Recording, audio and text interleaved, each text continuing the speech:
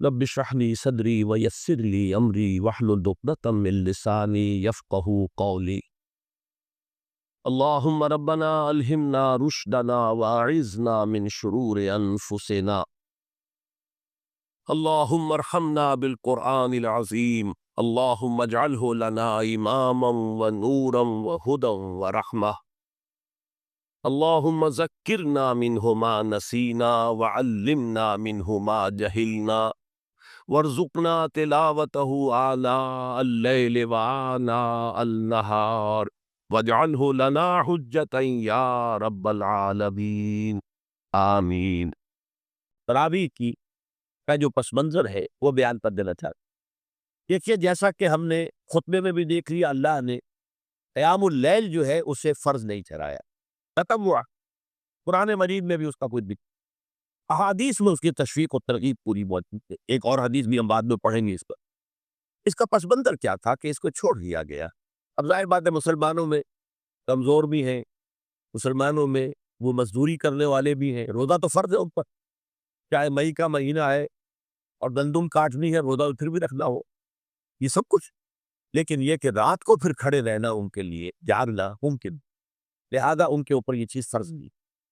حضور نے تراویح کی نماز یا قیام اللیل نہ اسے فرض قرار دیا، نہ اس کے بعد جماعت کوئی اہتمام کیا مستقل، صرف 3 راتیں آپ نے جماعت کروائی ہے، اس میں 8 رکعتیں آپ نے پڑھی ہیں کہ جو آپ کا معمول تھا تہجد کا، وہ پڑھی، اور تہجد کے وقت ہی جماعت کرائی ہے۔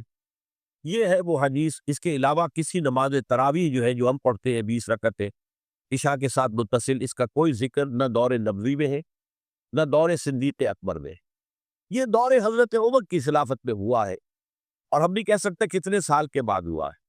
حضرت عمر رضی اللہ تعالیٰ عنہ کی خلافت کا دور جو ہے وہ تو 10 برس ہے، ہو سکتا ہے 5 برس کے بعد ہوا ہو، 6 برس کے بعد ہوا ہو، 12 ہوا ہے ان کے عہد۔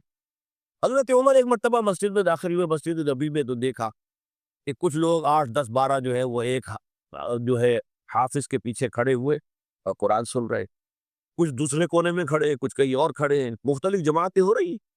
تو انہوں نے سوچا کہ کیوں نہ ان سب کو ایک امام کے پیچھے جمع کر دیے، اور اس کے لیے لوگوں کی سہولت کے لیے عشاء کے ساتھ متصل رکھ دیا جائے، اس لیے کہ تہجد کے وقت اٹھنا جو ہے وہ تو ہر کس و ناکس کا کام نہیں ہے، کہ عشاء کے بعد اگر تھوڑا سا اضافی وقت ہو صرف، تو یہ ہر شخص کر لے گا، مزدور بھی کر لے گا۔ لہذا آپ نے یہ نظام تجویز فرمایا کہ عشاء کے متصل بعد 20 رکعت نماز پڑھی جائے اور ایک امام کے پیچھے پڑھی۔ یہ گویا کہ اجتہاد ہے حضرت عمر رضی اللہ تعالی عنہ، اس کو آپ نے خود بدعت بھی قرار دیا، لیکن بدعت حسنہ۔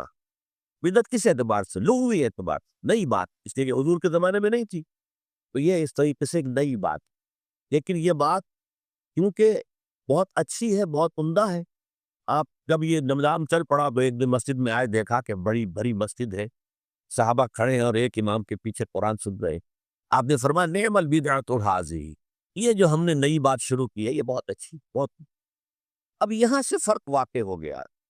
ایک تو اہل تشیع جو ہے وہ تو ویسے ہی حضرت عمر سے بہت دشمنی رکھتے، عناد رکھتے، تو حضرت عمر کے اجتہادات سے انہیں نفرت ہے، انہیں دوری، چاہے وہ کوئی سا بھی حضرت عمر کا اجتہاد۔ ہمارے ہاں اہل حدیث حضرات بھی در حقیقت حضرت عمر یا کسی اور خلیفہ راشد کے فعل کو وہ سمجھتے ہیں کہ یہ ایگزیکٹو آرڈرز ہیں، یہ ہمیشہ کے لیے نہیں۔ حضرت عمر نے اپنے دور میں نظام قائم کیا، ان کے دور کے لیے ٹھیک تھا، یہ ہمیشہ کے لیے، ہمیشہ کے لیے وہ 8 ہی رکعتوں کے قائل ہیں، وہ تہجد والے، لیکن اس میں بہرحال انہوں نے بھی خود یہ اضافہ کیا ہے کہ وہ 8 رکعتیں وہ عشاء کے ساتھ متصل پڑھتے ہیں، تہجد کے وقت تو نہیں پڑھتے۔ اور حضور نے تو صرف 3 روز جو ہے وہ کرائی تھی جماعت، وہ لوگ 30 دن یا 29 دن پڑھ رہے ہیں، تو اضافہ تو انہوں نے بھی کر دیا، تو نظام میں تبدیلی تو ہو گئی۔ لیکن اہل سنت جو کہلاتے ہیں، ہمارے جو 4 جو ہیں، جو ہمارے مسلک ہے، حنفی، مالکی، شافعی، حنبل، ان کا اتفاق ہے اس پر حضرت عمر کا، کیونکہ ان کے سامنے اصول یہ ہے کہ حضور نے فرمایا علیکم بسنتی وسنتی خلفاء الراشدین المہدیین، تم پر لازم ہے کہ میری سنت کو پکڑو مضبوطی کے ساتھ، اور میرے خلفاء راشدین مہدیین جو ہے ان کی سنت کو پکڑو۔ اس اصول سے یہ چاروں فقہیں جو ہیں حضرت عمر کے اجتہادات جو ہیں ان کو بھی پابندی سمجھتے ہیں کہ تمام عمر کے لیے، قیامت تک کے لیے امت مسلمہ پر ان کی پیروی لازم، لہذا اس میں اجماع ہے۔ اور یہاں تک کہ یہ سب سے آخری جو اس میں مسلک پیدا ہوا ہے زمانی اعتبار سے، سب سے پہلے مسلک جو ہے حنفی پیدا ہوا، پھر مالکی پیدا ہوا، پھر شافعی پیدا ہوا، اور پھر حنبلی آخری۔ اور امام احمد بن حنبل بہت بڑے محدث بھی، مسند احمد ابن حنبل جو ہے وہ بہت بڑی کتاب ہے، بہت اہم کتاب ہے، جامع کتاب۔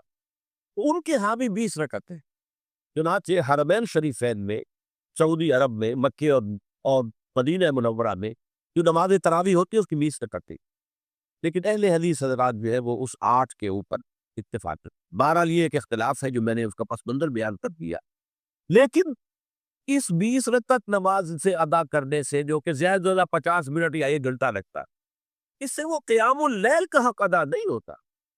قیام اللیل کا تو کچھ اور ہی تقاضا ہے۔ قیام کسے کہتے ہیں؟ یہ سورہ مزمل سے واضح ہوتا ہے، یا ایھا المزمل قم اللیل الا قلیلا نصفہ او انقص منہ قلیلا او زد علیہ ورتل القرآن ترتیلا۔ آدھی رات یا آدھی رات سے کچھ کم، یعنی تہائی رات، یا آدھی رات سے کچھ زائد، وہ تہائی رات، یہ ہے قیام اللیل۔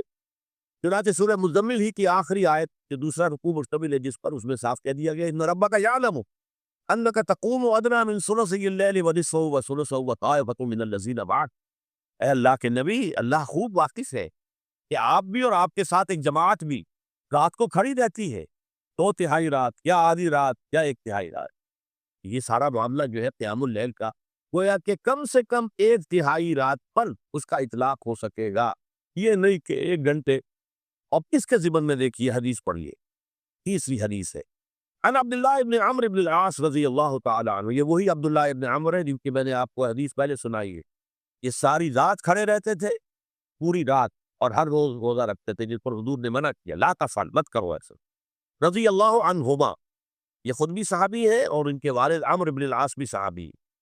ان رسول اللہ صلی اللہ علیہ وسلم قال، کہ اللہ کے رسول صلی اللہ علیہ وسلم نے فرمایا، الصیام والقرآن یشفعان للعبد، روزہ اور قرآن بندے کے حق میں شفاعت کرے۔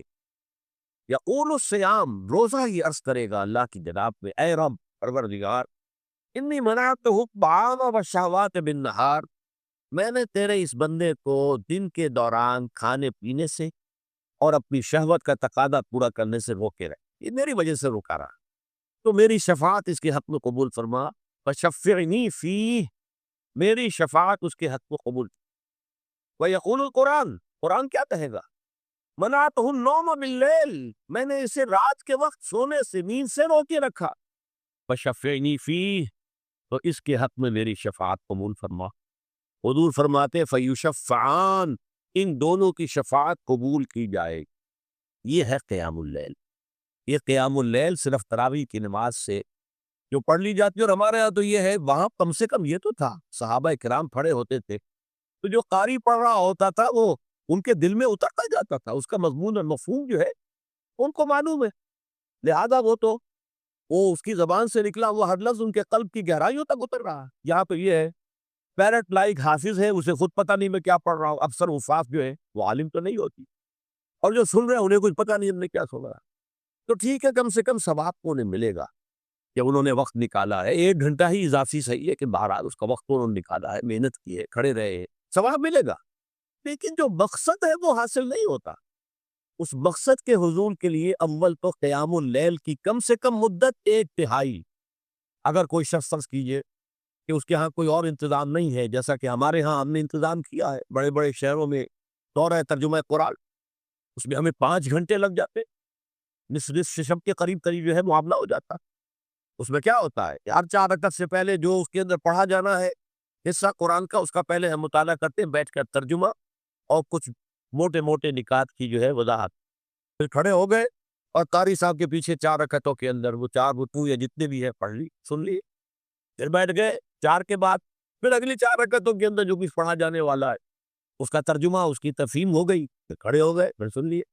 اس طریقے سے 5-6 گھنٹے میں تراویح ختم ہوئی، تو تراویح بھی ہو گئی، حضرت عمر کے اجتہاد پر عمل بھی ہو گیا، 20 تراویح ہو گئی، لیکن یہ ہے کہ اس کے ساتھ جو اصل غرض و غایت ہے قیام اللیل کی، وہ بھی حاصل۔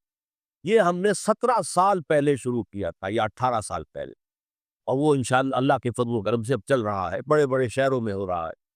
لاہور میں جن مقامات پر ہو رہا ہے وہ تازہ جو ندائے خلافت ہے اس کے اندر آپ اس کی فہرست دیکھ لیں۔